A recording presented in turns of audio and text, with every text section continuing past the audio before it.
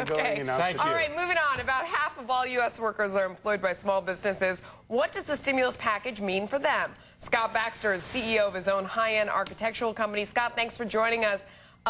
You say this plan is a disaster for small business. How come?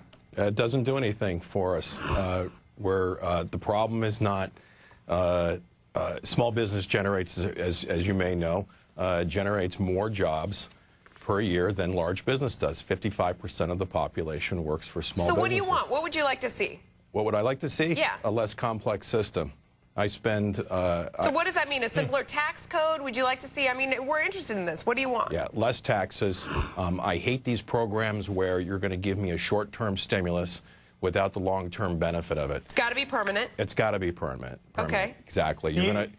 the concept that we're going to attract investors like myself and others because you're going to save some tax money next year by accelerating expense write-offs. Okay. It's ridiculous. Scott, we love your ideas. We're going to bring Maxine Waters back in and see how she feels about your ideas. We're going to solve We're going to get it done. Yes. Representative Waters, what do you think about that? What do you think about Scott? Small business talking to you. Small business of America. Just a moment. Let me just say this.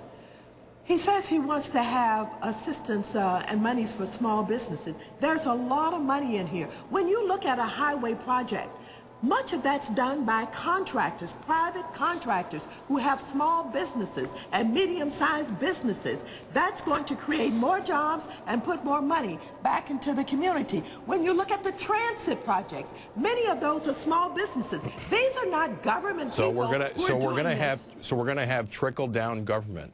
Is No, basically you what you're don't. proposing. Hang on, let Scott respond. I'm not, by the way, I'm not advocating either side, from a political perspective, but I can tell you this, okay, the concept of trickling down to small business is ridiculous.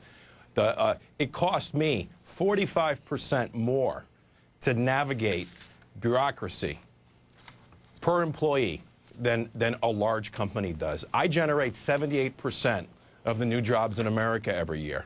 Okay, and you're going to start telling me that I'm going to get the benefit out of infrastructure projects that, by the way, are impossible to navigate too. Small companies don't have the infrastructure to create a division specifically to sell to the government because the complexity of selling to the government is crazy. Well, Scott, I want to take a step back really quickly because in the House Republican counterproposal, there is a part of it specifically that speaks to small business. But give the two members of Congress some insight into what's going on in your world right now. Specifically, how is your access to credit? How are your day-to-day operations going? And what are your problems?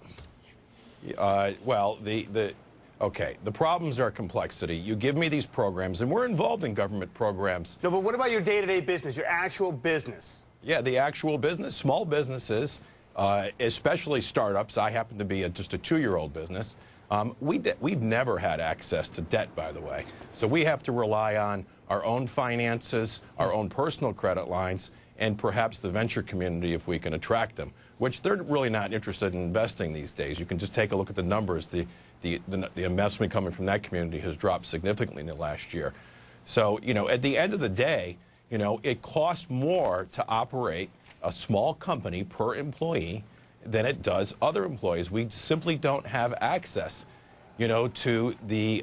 Representative Barrett, I just want to bring you in on this, give you a chance to respond to what Scott is saying here. It sounds like he's talking about tax simplification as well as bureaucratic simplification being some way that would seriously stimulate his business. Absolutely, and that's been my point, and I think that's been the Republican point the whole time. When we think about this spending bill, this $819 billion, it's going to grow the federal government. It's going to create government sector jobs. This is not what the small businessman needs. He needs security and he needs surety in the tax code. And what we're giving him right now is, well, we're going to spend this money. We may have to raise your taxes. We may not. But whatever you do, do not make it complex. I've spent, okay, over hundreds of thousands of dollars. This is a startup in the last 2 years in legal and accounting fees just to navigate the system. Now I happen to come from a background where I'm able to navigate that and I'm able to afford it because I've had previous success in other ventures. And this one's being successful as well. But, explain to me why it cost me $60,000 or $70,000 just to do my taxes for a business, okay, that just turned a profit for the first time in the fourth quarter of this past year. No, I couldn't agree more. I mean, so whatever you do, let me just do add not one give quick us thing programs. here. I want to give Congressman Waters the last word, if you could make it very short here.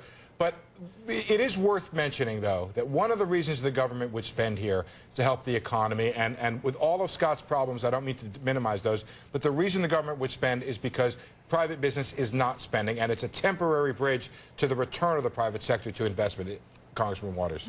This is the American Recovery and Reinvestment Act, which means some is short-term and some is long-term. We're investing in the future. We can't just sit on our hands going through this recession and let it fall into a depression. We've got to be active. We've got to do something. This something that we're doing is going to stimulate the economy.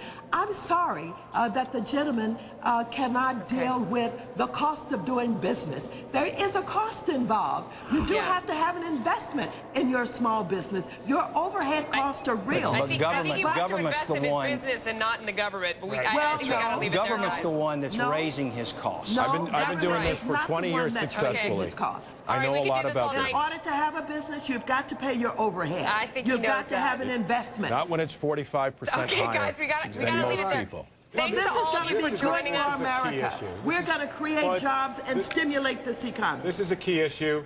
Everybody needs to listen to Scott. Scott's the guy who's going to make the jobs. That's and exactly that's right. what's important. Scott, thanks private for joining sector. us. And Representative Barron Waters, thank you for sticking around and addressing his questions as well. We really do appreciate that, stuff. Brian. Now, beyond the stimulus package, President Obama